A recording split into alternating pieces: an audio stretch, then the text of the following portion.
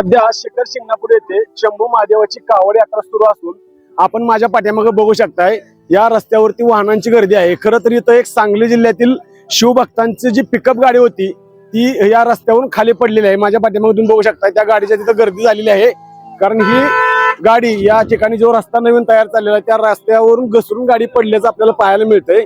या ठिकाणी सगळे जे शिवभक्त होते ते त्यांचं जे साहित्य होतं ते सगळं साहित्य त्या गाडीतून खाली पडलं होतं।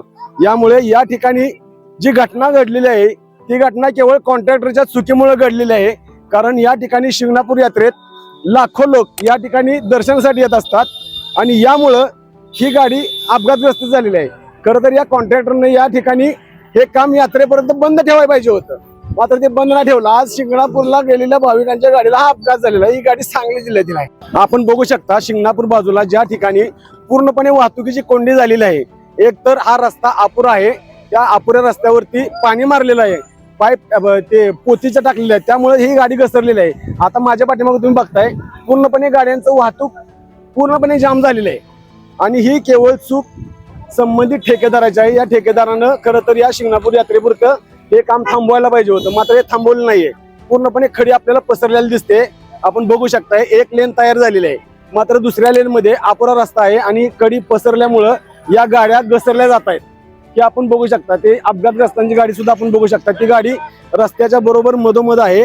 मुळात त्या गाडीमध्ये 6-7 जण जखमी झालेले आहेत, किरकोळ जखमी आहेत, पण मोठी दुर्घटना झाली असती पण सुदैवानं शिवभक्तांच्या गाडीला अपघात होऊन ती दुर्घटना छोट्या पद्धतीत झाली। मात्र या गाडीची काच फुटलेली आहे, काही जणांना डोक्याला हाताला गंभीर इजा झालेली आहे, त्यामुळे इथं उपचारासाठी मार्डी येथे हलवण्यात आलेला आहे। मात्र संबंधित ठेकेदाराच्या चुकीमुळे हा अपघात झालेला आहे। आपण पाहू शकता पूर्णपणे रस्ता अजूनही ट्रॅफिक जाम आहे, त्यामुळं या रस्त्यावरच्या संबंधित ठेकेदारावरती या ठिकाणी प्रतिबंधात्मक कारवाई होणं गरजेचं आहे।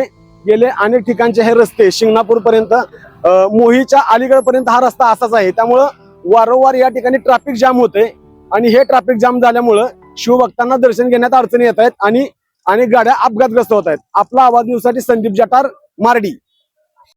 न्यूज साठी संदीप जठार, गोंदवले।